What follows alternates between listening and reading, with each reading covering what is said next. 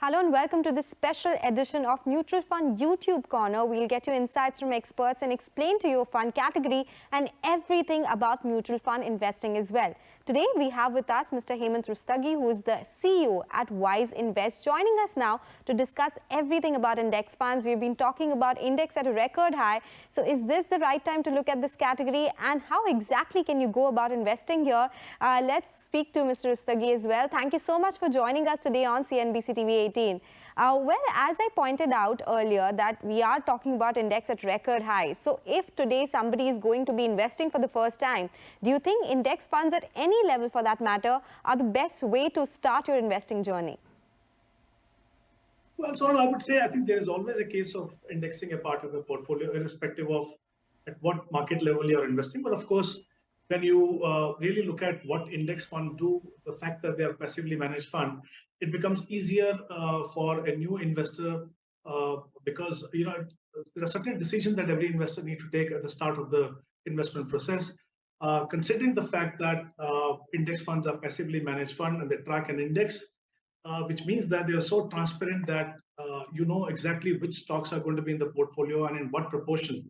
So I think, yes, it makes sense for a new investor to start investing in equity through the index fund. And of course, there are other benefits because these are low cost option and free from any human bias, especially that may be there in actively managed fund, where the decisions of the fund manager can work either way. Either you can get higher return or you can get lower return. So yes, index fund can be a good starting point for new investors. Okay, that is great to know, and somebody who's watching it for the first time would get some solace from that as well. So in that case, can you tell us which are the top 5 funds, top 5 index funds that an investor can look at, and how much proportion should there be of index funds in your overall portfolio?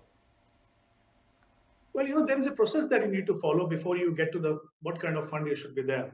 Once you make up your mind that you want to start investing with index fund, I think there are a couple of important points that every investor need to consider. One, that in a market like ours, where there are ample opportunities for the fund manager to create alpha for investors, especially in the mid cap and the small cap space, there is a case where you should have both, maybe index fund and the actively managed fund. The proportion will depend on at what stage of your investing career you are. At the beginning, like I mentioned, maybe you can begin with index fund, but you must include actively managed fund in the portfolio later on. What kind of fund should be there? There is a process that you need to follow. It has to begin with asset allocation, because you need to first make up your mind as to how much money of yours will be invested in equity. So there are two factors which actually help you in deciding that. One is your time horizon, how much time you have on hand to build your corpus. So longer the duration, obviously you can have higher allocation there. So once you decide how much allocation should be there in equity, the next step would be also to decide how much exposure should be there in different segments of the market.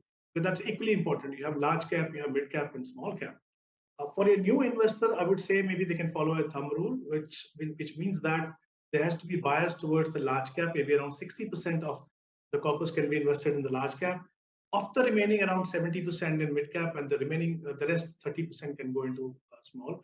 So I think this is, like I said, a thumb rule. But for every investor, obviously need to look at their own preferences and then decide. Then comes the issue of what kind of fund you should be investing in, especially when you're talking about index fund. Look, there are traditional index fund and there are smart beta funds. Okay, my advice to new investors would be that they should begin with traditional category of index fund rather than looking at smart beta fund. Some of the categories I think that can play an important role in any investor's portfolio. To begin with, you have Nifty 50, which means that you're investing in the top 50 companies in terms of market cap. Then there's another category of Nifty Next 50, which, the entire universe of large cap is 100 companies. So the top 50 will come in Nifty 50 and the remaining 50 will come in Next 50. Then there's another interesting category which says that equal weight. So if you're investing in Nifty 50, instead of the fund taking exposure to as per the weightage, all Nifty 50 stocks will be there, but with an equal weightage. I think that is a good category to begin. And then, of course, if you're looking to have exposure to mid and small cap, then there is Nifty 150 mid cap index. and there is Nifty 250 small cap index. The reason why I'm saying is begin with the traditional, because once you decide what kind of allocation you want for different segments, these funds will allow you to do exactly that. So begin with that.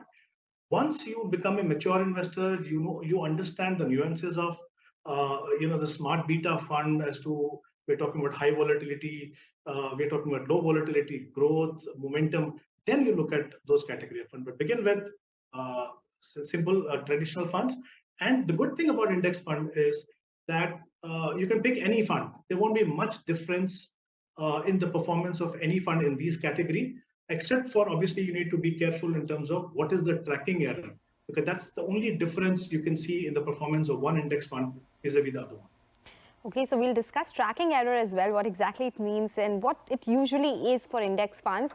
But before that, Mr. Rustagi, I wanted to understand, if somebody is looking at index funds, some risks that they should be aware of.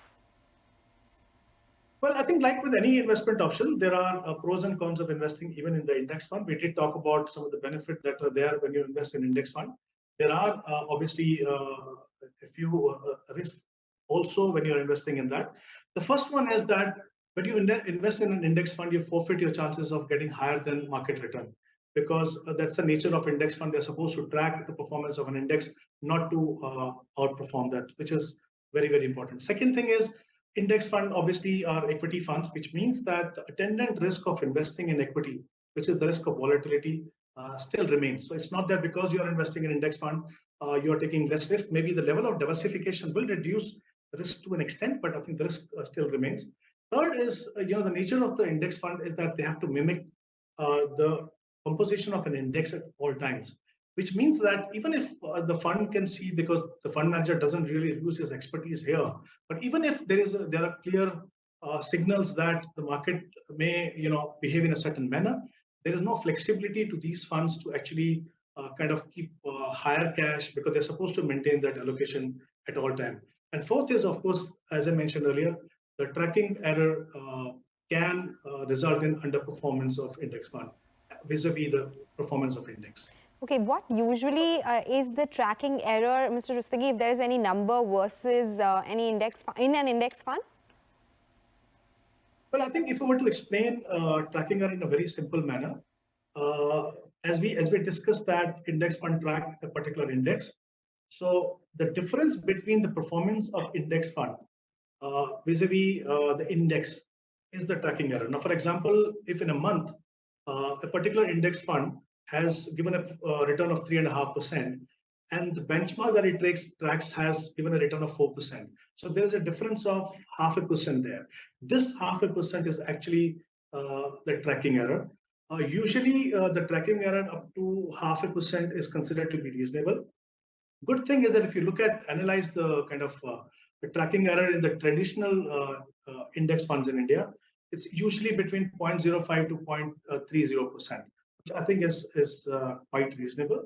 And I think it's also important to understand why there is a tracking error. There are a couple of reasons why do you see this difference in the performance. One, the index fund, though there is a cap of expense, but there are expenses there, which obviously are not there in the index, so that you can see the performance. Second is, each fund has to maintain some cash levels, so that's where you can see the difference. And the third is that if there are changes in the index composition, or there is a delay in deploying funds by a day or maybe something like that, there would be a difference in the performance of the index and the index fund. So I think these are a couple of the reasons why we see the tracking error. Okay, all right. Very well taken that explanation. Thank you so much for joining us today and explaining to us everything about index funds. It was a pleasure speaking with you. Hoping to speak to you very soon again. Okay, with that, we'll take your leave on this edition of our special YouTube Mutual Fund Corner. Stay tuned for more updates.